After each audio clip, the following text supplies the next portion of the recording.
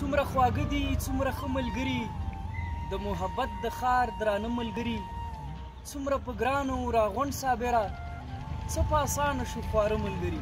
سلامونه مینه احترامات درنو لیدونکو، تمه لرم چې ښه به یاست. نن په یو داسې ځای کې مجلس جوړ دی چې تمن شاعرانه دی، ښکلې ښېرازه سیمه ده. دا په کابل احمدشاه بابا مینه لسم بلاک د اتل د حجره ده. ملګري ناست دي، ټول شاعران دي، د ادب او د ښه لیک او د ښه غزل خاوندان دي. د دوی نه به شعرونه اورو، مجلس به کوو. په دې هیله چې تاسې هم موږ سره پاتې شئ. خوږژبي شاعر فواد مشال ته بلنه ورکوو چې خپل د خیالاتو اظهار موږ سره د شعر په ژبه وکړي. مشال صاحب تاسې څخه راغلاست وایي.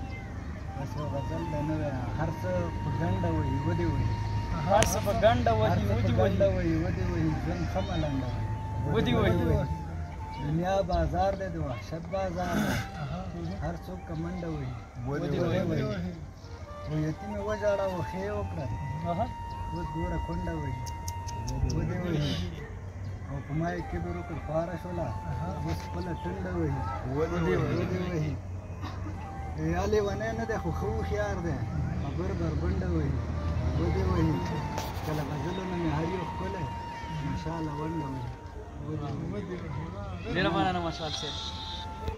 اوس په ډېر درنښت بلنه ورکوم میل حساس ته چې خپل غزل اورېدونکو او پر موږ باندې واوري. حساس صاحب ښه راغلاست. ډېره مننه. زه هم خپلواک سره سلامونه وړاندې کوم د افګار بخاري او غزل سره.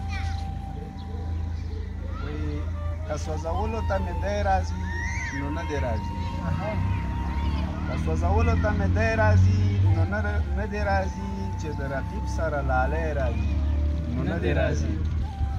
ما خپل خپلوان ورپاره پرېښودل خو خپل مې نه کړو، ما خپل خپلوان ورپاره پرېښودل خو خپل مې نه کړو. هغه چې لا پردی راځي نو نه دی راځي. او د ژوند خوندونه که رنګونه دي خو تا سره دي، د ژوند خوندونه که رنګونه دي خو تا سره دي. بغیر له تا نه که سپرلی راځي نه دی راځي. لا مې په زړه کې ارمانونه د دیدن پاتې دي، لا مې په زړه کې ارمانونه د دیدن پاتې دي. خدایه که زر چیرې مرګی راځي نو نه دی راځي. او افګاره غمې لیونی کړم په غم نه پوهېږم، افګاره غمې لیونی کړم په غم نه پوهېږم. اوس یې که غم کې څه کمی راځي نو نه دی راځي. ډېره مننه. سپرلیه زه به د احسان ومنم، سپرلیه زه به د احسان ومنم، خو ته د ځان سره جانان راوله. ډېره مننه حساس صاحب. په ډېر درنښت بلنه ورکوم یوازګل ارمان ته چې موږ سره د شعر په ژبه باندې وغږېږي. ارمان صاحب ښه راغلاست. هرکلی